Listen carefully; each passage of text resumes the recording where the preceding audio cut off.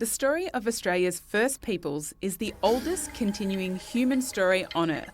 This podcast series presents a collection of First Peoples voices, sharing their experiences, achievements, hopes and beliefs. These are the real stories of Aboriginal and Torres Strait Islander Australia. Hi, I'm Mayra Sonta and you're listening to the Real podcast series. In this episode, I'm chatting with the deadly Luke Currie-Richardson. Welcome to the Real. Thanks for having me again. Thank you very much for coming in again and having another chat with us. Thanks for always having me in these spaces. You love coming in and have a chat with us, I know. I just love being around blackfellas, having a yarn, and I'm really appreciative of all that you do for me, having me in a podcast, the NAIDOC in the city, just having my back, I guess, out here in the independent world. So I really appreciate that a lot. Oh, we are very grateful that you do all that work. And that's what we're about, empowering and inspiring Aboriginal and Torres Strait Islander people through all the different works that we do, but particularly love sharing stories. And you're a storyteller. Yeah, I am a storyteller. People have asked what I do, and I think in the easiest way is to say I'm a storyteller. It doesn't limit me to one genre. Allows me to explore all of them and any of them, and I think I got pigeonholed at one stage as a dancer, and that really worried me a little bit. And I was like, I'm so much more than that. I could leave dancing, and I kind of have, in a sense, I could leave it and be fine with that. But as long as I'm still telling stories somehow, that's where I'm passionate about. So yeah. Yes, absolutely. And labels are terrible things at times, aren't they? And they make you think about yourself in different ways, and other people, as you say, pigeonhole you in different ways. And I've loved seeing you just spread your wings since your time. Phenomenal dancer at Bangarra. Obviously, everyone would know you from that, and lots of other pieces of work since then. But you've been gallivanting around the world, telling stories, using social media to empower our mob and First Nations people right around the world. I'm surprised we even got you in here today. I caught that early morning. I was at 6:55 train from Canberra. So, I wouldn't miss it for the world. Any opportunity to be able to have a yarn is I'll take that up for sure. Yeah. So tell us about your mob. My mob, so my Aboriginal heritage. My father's side is a Cook-Yalangji Jabberkai man, far north Queensland there. My mother's side, she's a Mananjali Bachelor, so that's Bow Desert and Fraser Island as well. My Torres Strait Island heritage, which I was quite lucky to practice a lot since from maybe the age of 10 in Canberra, is the Sunset clan on Mare. So Murray Darnley, that's my grandmother's side. So yeah. That's my heritage. You have so much beautiful bloodline flowing through you from all over the country. You'd have mob everywhere. It was when I was dancing with Bangarra. It was I thought I'd be the face of the family, like dancing on stage around the world. But sure enough, everywhere I went, you're a Jeff Richardson's boy, or you're Alicia Curry's son. So sure enough, I got mob everywhere, and they know the family bloodlines. The Curries are a famous footballer, Uncle Alan, and cousin Tony. So, and then Dad's side is just Dad, kind of really empowering fella. So, yeah. It's interesting about our age, I think. We are our parents' children a lot of the time. And that's not a bad thing. I suppose it's how you come to know people. But I'm really proud to know your parents, who have done so many great things. I was lucky enough to travel with your mum doing the constitutional recognition dialogues right around the country. We were on TI together when I got a phone call that was pretty upsetting, and she was like my mum that day, giving me big cuddles. So just a shout out to your mum and dad for raising such an impressive young man that we're all very proud to know. Very lucky. And one thing I love about you is your such pride in culture. And so you've obviously practiced that through dance, but to explore culture through multiple platforms as well, performance, online. You're very much known for your Instagram, wearing your Aboriginal T-shirt flag and, being my proud. Colours, my paint up there. With the Muggera paint up there that Darren has allowed me to wear, which is absolutely blessed. I think that's what I'm more proud of, actually, being able to wear those type of paint-offs. But that came before the flag and in the contemporary version, so kind of honoured to be able to do that. Yeah. And you're lucky enough to have had to have grown up with culture. Yeah, well, from the age of 10. 10 and that's a tough one for me because I constantly feel like uh, I'm always battling connecting to culture, you know. There's not been one, or maybe when I was born till about the age of 3, I lived in Cairns, but I've never really lived on country.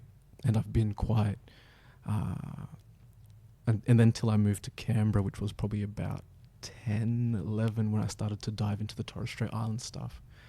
But the constant challenge of how do I connect to these cultures, mainly North Queensland cultures, far north New South Wales, southeast Queensland, heritage, I guess, bloodlines, and how do I connect to these cultures while being off country? How do I learn my language? How do I learn my dances? Keep traditional practices alive while I'm away in the city, in the big smoke, you know. And that's another big shout out to Muggera, you know. Darren Compton's from the same area, we're family there. And I hold that dear to me because I'm one of the lucky ones to be able to practice dances from my grandmother's country on my mother's side here in Sydney, away from country. So in a way, Darren and Muggera were a huge lifeline for me after I left Bangarra, and actually we don't know what I would do without them, which is a bit emotional inside because culture is such a huge thing for me, yeah. And can you tell us a little bit more about that? Why is culture so important? I don't know. I've just got returned back from Canberra and trying to figure out how I've fallen into this role or found this footpath, I guess, you know. Mum and Dad have never ever forced anything upon us. They've led by example, but I always remember being quite frustrated at a young age that all they would talk about was work. And in the morning to school it would be work, in the car on the way home it would be work, and then I started to realize that work was life. They weren't going to work to, stack shelves or anything. Life was the political fight that Mum and Dad were doing day in, day out. Even if it was housing when Mum was on Stradbroke, wherever it was, but it was always about helping mob. And I think I started to really realize that when I went to NASDA about 18 years old, you know. I didn't quite grasp the importance of what Mum and Dad did till I left home, really. So, and then diving into all of it, just knowing the history behind our peoples not being able to be proud of it, I guess, you know. It was shunned. It was something to be quite ashamed of. People would claim Indian heritage, you know, because that was more accepted than being Aboriginal or Torres Strait Islander. And now I'm just really unapologetically black, and I will wear that flag everywhere to make, you know, people, all my colours, you know. I'm just currently doing a video with walking Sydney in my paint up, you know, barefoot. And my mate from Canberra, he was filming it, and we were walking through Martin Place, and a lot of people were staring, and he was getting quite agitated. He's a non-Indigenous fellow, and he was getting quite agitated at people staring at me in my paint up, and he was like, why are they staring? And I was like, mate, either way it's a good thing. Either they're really uncomfortable with a black man showing pride in his culture walking around the city, or they're admiring it. And either way, I'm doing it for myself, but for both of them. For those ignorant people that are kind of shunning me like that, that's a big FU to them, and for those to be able to see our culture on show in the city as well. So just to let people know that our culture's still here and surviving. So yeah, I'm not too sure what your question was. I just went on a little rant, but no, it was about culture, and you've talked about it and why it's important, and yeah. it's how you displaying culture, how culture is important to you intrinsically and how it makes you feel, but also externally to people who get to see you representing and portraying your culture. Definitely, and it gives me meaning. You know, I find people find it hard to find meaning in life, and I wake up every morning trying to be the best ancestor I can be at the end of that. So regardless of that being dancing or storytelling or consulting, whatever it may be, youth work with some foundations, whatever it may be, the ultimate goal is to be the best ancestor at the end of my time, and whatever comes underneath that has to feed into that ultimate goal for me. So yeah, it gives me purpose. Tell me about your time at NASDA as an 18-year-old. Oh man, NASDA 18-year-old. it came after my a contemporary stint with some of you might know her, Jacqueline Cornforth, proud. Jax gets shout outs on the reel all the time. Such a legend. Yeah, so I've got a tattoo on my right wrist and she has the same one on her back. So she led me down the path of contemporary dance. Without her, I definitely wouldn't be the person I am today. You know, she played a big role in I guess, influencing my contemporary style of storytelling.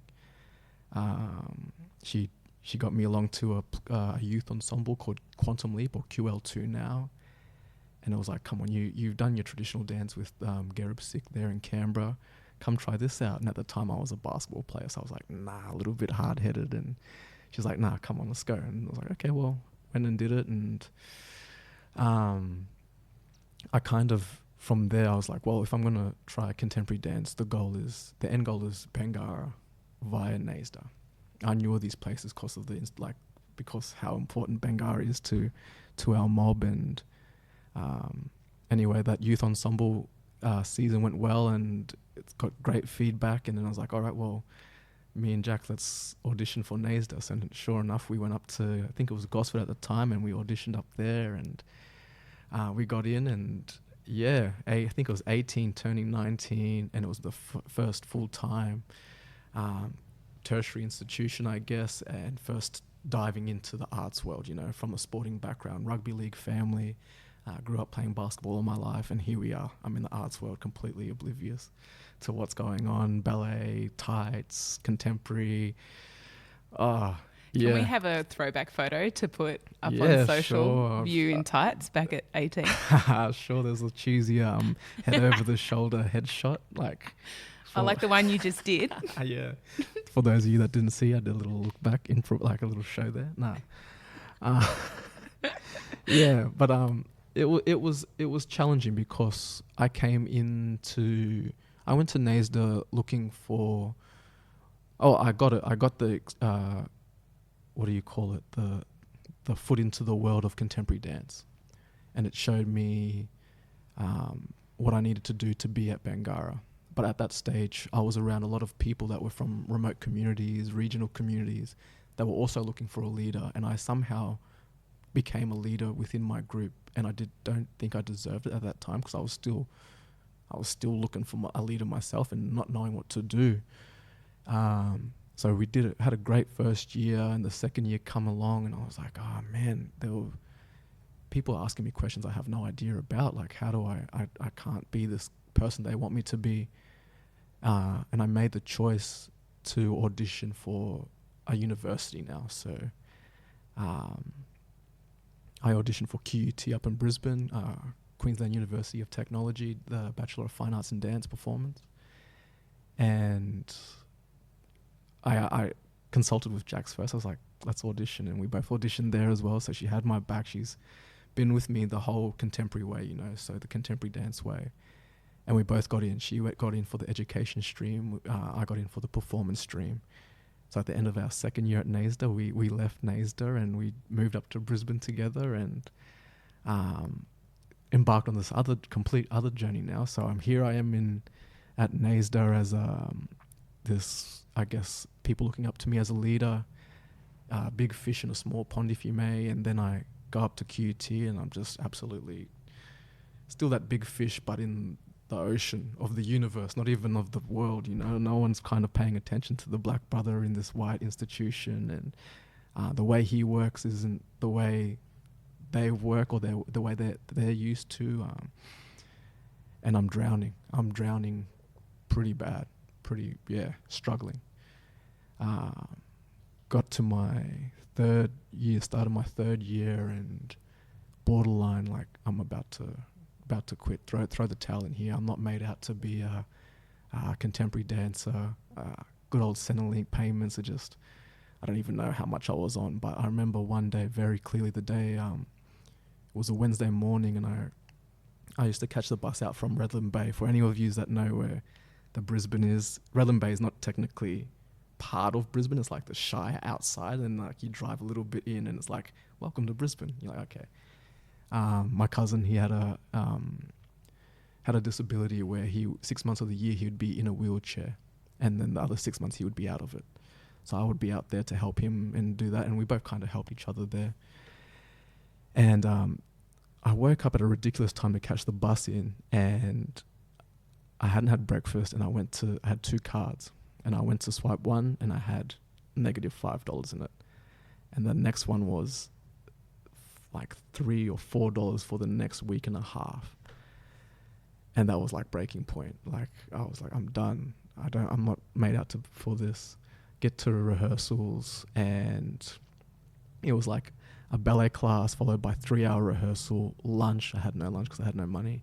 Followed by another set of 3-hour rehearsal, followed by a lecture, and then another after-school rehearsal. And in that time, I had a missed call from Stephen Page. And I straight away squeezed. Like I was like, oh my God, I'm in trouble, because the tutors there, the lecturers, they've pulled me into the office a couple of times saying that, hey, the way you work isn't right, you know.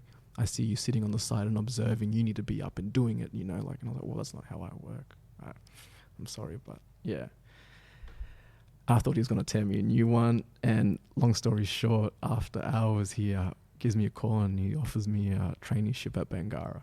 So kind of like literally light at the end of the tunnel, breaking point. He gives me this, and he, yeah, kind of, I guess, saved me at the right time, which is kind of crazy. So, yeah, I think the first question you asked was, tell me about my time at NASDA. I absolutely love NASDA. I did at the time. I got to go to remote communities. I got to experience the Yolngu culture. I went up to, where did I go for my cultural? Oh man, I know I went to Saibai, and I forgot where I went for that first one. It wasn't Alco Island, it was off Alco Island. We flew into Alco Island, but it was the homestead of the cultural tutors at the time. So, and an experience that, it was my second time into a remote community. So my first Aboriginal, my second time into a Torres Strait Island community. And that's what drives me. That's the passion, you know. You can walk anywhere here in Sydney, anywhere, and you can get that contemporary dance experience. You can walk into a ballet school or a contemporary school and you can get that and share that with non-Indigenous people. But you go up there, that's the stuff that gets me like excited, you know, like let's go, let's do this, like let's practice these dances that are thousands and thousands of years old, that have been done for generations before white men have come here, you know, like let's do that. I absolutely thank NASDA for those opportunities, and at that age to be exposed to that was, I guess, that first spark, I guess, of that inspiration to keep going back into community, yeah. And so began your time at Bangarra. How long were you there? From 2012 to 2018. It's a bit like that. We can't even remember what day of the week it is at the moment. Many years. Many people would know you, would have seen you perform not only here in Sydney but right around the world, in communities. There would just be... Have you ever stopped and kind of done a list of all the places that you've travelled and performed? Yeah, international mainly, but I do a little list here and there just to see places I've been and pinch myself about how much of the world I've seen, which sounds crazy. I haven't technically seen much of it, but I've seen a lot. Yeah. Because a lot of people haven't seen much of our own country and learned the lessons from all the people in community about their storylines. It's very kind of urban centric. So even just sharing the experiences that you've been right around the country in some of those communities would be powerful, I'm sure. Oh, 100%. And those remote communities are my highlights. You know, I've performed sold out shows in New York, Paris, Istanbul, Turkey, Germany. But it's those basketball court performances in remote communities. Where were we? The Anzac Park on Thursday Island. I got to, those are the ones that are important, I guess. You know, these people in New York see contemporary arts day in, day out, you know, but these mobs back home in those communities, they don't see that. So that they were the ones I hold quite close to my heart, you know, and seeing how they react. And it's nice. The rules of theatre etiquette kind of go out the window there. You know, you got dogs running up on stage, you got birds pooing on stage, aunties and uncles shouting out to you. So that's really nice. Yeah. It's kind of like live theatre Yeah, combined, isn't it? And it's kind of a nice bringing together of your basketball background at the same time and your dance at the same time. There's the segue. There's the basketballs. I knew I'd get it in eventually. I just played my first game in a couple of years last night. Bit sore, but yeah, still got it apparently from a few of the spectators. Still got it. Still got it. There you go. Didn't know I had it in the first place. Tell us what your experience is like as an Aboriginal and Torres Strait Islander person today, walking around. Man. We know that you're very proud, but you walk in a very different skin to a lot of Aboriginal and Torres Strait Islander people, and you wear culture so proudly. Yeah. How is that experience walking down the streets of Sydney? Oh man, I don't know if I'm going to get him in trouble saying this, but yeah, I think I might get him in trouble here. But my father, he was saying, he's kind of like an Aboriginal Torres Strait Islander Yoda. You know, he says the right things at the right time and gives you kind of this worldly advice. Even if you don't need it, it will somehow come in at the right time. And a bit down at one stage, he's like, you know, and granted, I understand that everyone's lived experiences are quite unique and different. You can't compare. But he was saying, you know, like, white people think walking in this world is quite hard. Imagine being Indigenous and trying to walk in two worlds.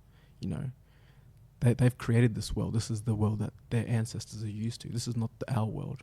So imagine that. And I really kind of identified with that in a sense. You know, I might look like the fella that walks around figuring it all out and knowing he's got everything figured out, but at the same time, you know, day in, day out, how do you walk in both worlds to bridge the gap in one sense, but how do you stay culturally true to yourself, away from country? How do you keep that alive?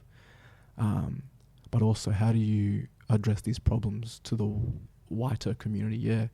And I guess, not palatable is not the right one, but yeah, just trying to figure out. You can tell by my speech right now, I still haven't figured it out. But how do I be, I guess, palatable for the Westerners and the white mob to go, oh, this guy's approachable he's teaching us while not being so aggressive, which I think aggressive is also much needed in our mob. And how do I stay true to our people as well without being a sellout? And that's something that I try to, you know, like I say, I wake up trying to rep mob day in, day out, and I hope I'm doing the best. I know I'm doing the best I can, but I hope I'm not trampling on anyone's feet at the same time. But yeah, it's a tough one. It's a tough one, especially in the city. We've got a nice little crew here, nice little clique with the Indigenous community, and like I said, you always invited me in these spaces, and that's really important for a lot of mob that are away from country and family. So like even BP here, Jeffrey and Jonathan, and Jax, and like a lot of my friends here, Marcus and Shani, are people that aren't from Sydney. And that's our, I guess, again, our contemporary clan here in Sydney, of creatives and artists. And that's the kind of inspiration I draw, you know, from the people that are closest to me, and knowing that they're going through the same thing, like they're walking the streets of Sydney away from country, but trying to stay true to the mob and trying to fight the good fight. And so, yeah, it's a tricky one. It's a tricky one to navigate here in Sydney, I guess. We know your intentions there. That's, you know, it is difficult. Yeah. I think for any Aboriginal and Torres Strait Islander person to live in those two worlds and try and navigate a space that's set up in a Western construct and try and feel like you're doing the right thing by your family and community whilst kind of dealing with all of the other colonial kind of paradigms that are at pull every 100%. Single day and in all sorts of decisions all of the time. Yeah. But yeah, as long as your kind of heart is pure and you're trying to do the right thing by your community, I feel like you can't really go wrong. Yeah, and it's just the journey of cultural learning, you know. I find it hard that people have knowledge of culture but don't share it, and I'm all about sharing and opening. I like being open to learning as well. So we've got to kind of, I don't think there's a saying at the moment, and a lot of people might disagree with me, and that's okay because we're a very diverse kind of mob. But the saying that it's not my job to educate you when a non-Indigenous person asks a question. And I actually don't think we're in a time where we can afford to not educate ignorance. because if we don't educate people that don't know, then the white system is educating them, and the white system hasn't worked for our people. So unfortunately, we need to carry, I believe that we need to carry that until there is a time where everyone is educated. You know, we can't push out people that are wanting to learn, or their ignorance might still be there and they might ask that question, but hey, you might still educate them in that opportunity, and if they don't listen, they don't listen. But I believe that we need to educate everyone that reaches out, regardless of how tired we are. Our ancestors were hella tired. We're really tired, and I'm tired, but we still need to educate, and that's the job I try to do via storytelling. Yeah, that's it. And I've seen you being very busy, particularly online through digital media and sharing stories right around the world. I know that you're learning about a lot of First Nations cultures elsewhere. You've just come back from you're in New York recently. Canada, you're in Canada as well. So tell us what you've been up to and what sort of projects you've been doing. My most recent one was with when I left Bangarra, I wanted to work with 2 choreographers, and I had the opportunity to work with one of them in Ganawagila. Yeah. Huge inspiration. She was my 4th year, her final year at NASDA when I first, my first year at NASDA. So I've always kind of idolized her, the way she performs, and was a host of Move It Mob Style just as well. Yeah. She's done actually so many things that kind of inspired me to try and do everything. You know, she's an air guitar champ. She's had her first one-woman show with my Uruguay choreographer, Kia Award winner, like you said, a host of a TV show, dance program. Kind of everything is possible when you try to take up as much space as possible, and that's what I've learned from her. You know, her goal is to take up as much space as possible in all these mediums, and I want to be right by her side and have as many people with us. And she's like, I don't want to open the door, I want to kick the door down. And I'm like, yeah, I'll back you up there, I'll kick it down with you. So let's do it. Let's bring everybody with us. That was my most recent one over there in they call it Turtle Island, is what the First Nation Canadian people call it. An absolute blessing. I got when I was first starting out traditional dancing, I grew a lot of inspiration. I took a lot of inspiration from not only my mob, but the Māori, the Kapahakas over there, the Mary Monarch Hula competition in Hawaii, and the Turtle Island mob, the powwows over there. And to be able to witness that, I got invited into a drumming circle. Man, it's powerful to have those kind of cultural connection and being let in, actually, you know, because how precious our culture is to me. Them letting me in to practice some of their cultural practices is just, it was a blessing. It was a blessing. You know, the contemporary side of things aside, you know, those little bits of traditional aspects that I got to witness over there was made it all worth it. You know, the contemporary stuff was absolutely fun as well, because G is about playing games. So the show we did was about playing games, in the sense, improvise, and got to just go for it. Have fun. I just remember when I was working with her, she was just such a beam of energy. Like everything she did was just like pow, amazing. So I can imagine touring with her would be a lot of fun, and an absolute talent. Now, international travel, what I love about that, when you visit other First Nations communities, you can feel at home somewhere else in the world with other First Nations people. And I feel sorry for non-Indigenous people who don't necessarily get to feel that, because the connection to culture, the communal values, the taking care of the land, just the fight that connects us all internationally, because it's so similar, is very powerful. It is. And one of the hosts over there, he was like, how do you guys feel? You know, you've been away for a while now. And I was like, to tell you the truth, I feel like home. You've made me feel at home. You've welcomed us. You've fed us. You've housed us. We've been in and out of the studio, breakfast together, dinner together, and I didn't feel like I was overseas at all. So there was moments where I'm like, oh, wow.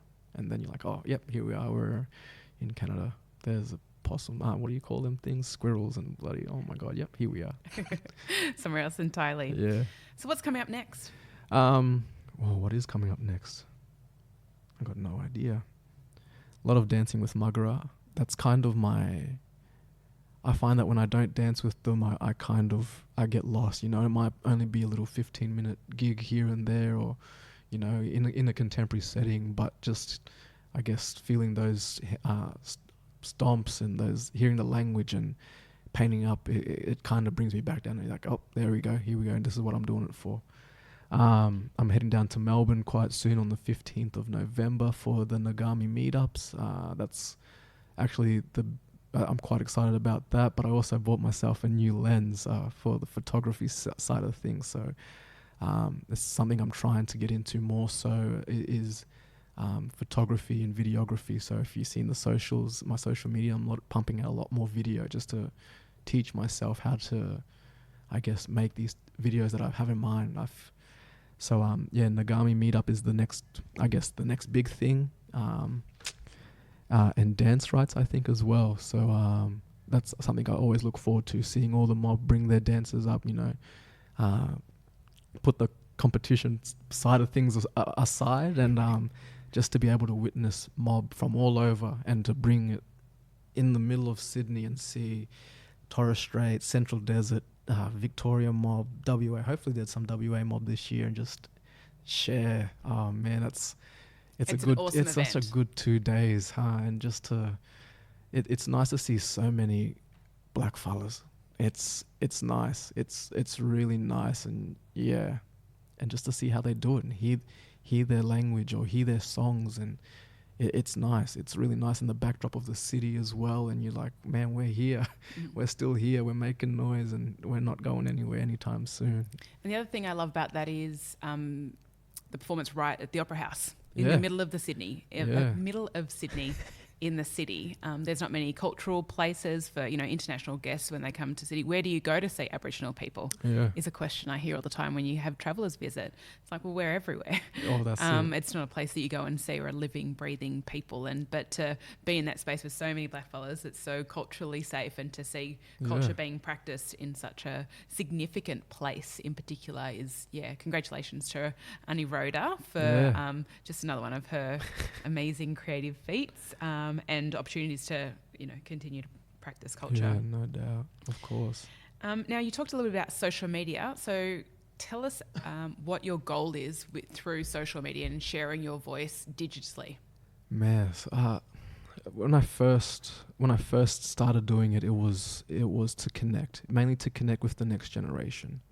One of my feedbacks with one of my traditional dancing videos is someone wrote, "It's nice to see you dance with so much pride. The next generation don't dance like that."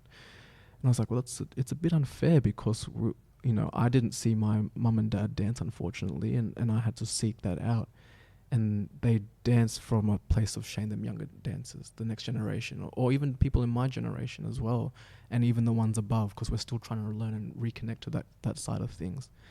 So for me, it's to connect to like-minded mob around the country, tell stories, but also show the next generation that, man, this is how it's done, you know, like this is one way of how it's done. Be proud in who you are. I'm on my journey to try and connect to culture as well in the city, but I'm going to go out there and dance my hardest, and you don't need to be a dancer to try and take up traditional dance. That's the biggest thing. I think people are, you know, I was like, you should try this out. And they're like, oh, I can't, I'm not a dancer. It's like, well, no. You're an Aboriginal or Torres Strait Islander person. You're a storyteller. It's in our blood. It's in our DNA. So chuck that Western idea of dancer away, get that away, and go with heart, blood, and DNA first. Because you get up there and you dance. And there's no right and wrong in traditional dance, you know. That's what I love about it. Your expression and the way you dance is the way you dance. So get up and give it a go. And for me, it was the way I connected to culture. It might have been dancing, but for me, it was also language, stories, practices as well. Even if it was a little bit of language here and there, but it was how I might not be able to speak it, but I can sing a song in language. And for me, that's keeping some aspect of language alive, you know. So, but the main goal is to try and showcase culture, and it's not about the followers. My messages would still be the same regardless of how many people follow me. I'm not here for, you know, free things or whatever it is. I'm here to make sure that I speak to my mob first and foremost. I know that my demographic is quite niche, and I'm not going to be 50,000 million followers up there, but I'm going to talk to my peoples. And the latest list I put up is a good example of that, you know. I want to connect with all these festivals, both arts festivals, sporting festivals, political youth, all those type of festivals. I want to be able to get into these communities. So I've created a little, I guess, a bucket list of Indigenous festivals around Australia. Great idea. Where at first I'm going to try and get myself there, but if any way, shape or form I can find a job, photography, videography, and just being able to be in communities everywhere and showcase that, then that's what I'm going to do. So, yeah. So all you mob who work in festivals around the country, you know where to contact. Get your brother. Get your brother in them communities, man. I'll come as a dancer. Man, I'll clean up rubbish if you need me. Sight man, doesn't really matter. Yeah. MC, you can do all those things. Yeah. So what piece of advice would you like to give our young ones who perhaps might be struggling in their identity, in their walking of two worlds, in their sense of self? What kind of message would you like to share with them? Oh man, just talk about it. Ask for help is the first thing. We're all hard-headed, proud, black peoples here. And I only recently, like late last year, only first time asked for help and fighting with 2 bouts in my knowledge of depression. And it took me till I was 30 to ask for help from a professional. And I left that place and I was like, what am I, why is everyone, what's the negativity with with this idea of mental health, you know? It was just like I went and got a checkup, and auntie that looked after me, she was like, oh, you know, we're going to only talk for 2 hours this first session. I was like, that's a long time. 2 hours. And before you know it, it was like 2 hours and 45 minutes later. And she's like, we're gone way over. I was like, whoa. But it felt so easy and it was good, and it felt like a lift off my shoulders. Know that you're not in the struggle alone, walking these two worlds, and know that this world has not been made for us. So the struggles you feel are okay. I think everyone feels them, and we're all juggling with them at the same time. But ask for help, and even ask me, you know, if you do follow me on Instagram, I'm not going to turn someone away if they're going to ask for help, or how do you do it, or whatever that may be. So wherever you can, ask for help. Stand tall, walk proud.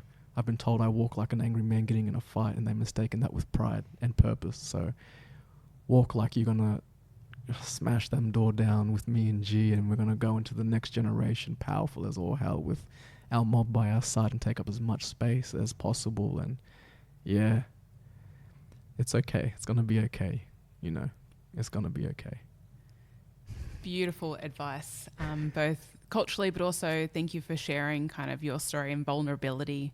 You know, mental health is very important in our communities. I don't think we talk about it enough and share our experiences, and there's definitely no shame in having those kind of conversations and taking care of each other out there. So, and thank you for creating that space. As you say, this world is not made for us, but we can all make a difference in our worlds, whether that's through sharing pride, traveling with community, connecting people, you know, talking on a podcast. We're all just creating that world that makes it just a little bit culturally safer for all of us. That's what's also one of the biggest things for me on social media is that if we, you know, there's not enough representation out there, let's create it. And that's what I'm trying. Like I go home and I look at YouTube and how to create a TV show, how to create a vlog, how do you create this? Because if it's not out there, let's do it. Like, you got these platforms for free. You got the YouTubes, you got the Instagrams and stuff like that, Facebook. What's your don't go in it for making money. Do it for that positive representation for the next mob, and let them make the money in the future so we can create that path. So, yeah, let's keep going. Great advice. There you go. Everyone go out, create it. That space that's not there. If you want to do it, go and do it. Yeah, 100%. Luke, thank you so much for joining us on The Reel for the second time, but you'll always be our number one. Thanks for having me always in these spaces. I really appreciate it. And we'll keep following you online. Yay. Yay. Thank you. Bye.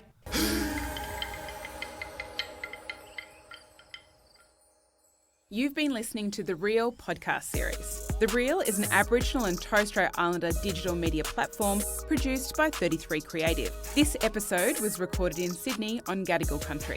Produced by Jake Keane and Marguerite Barbara. Music production by Jimbler. For more stories and podcasts, visit the-real.com.au/podcast.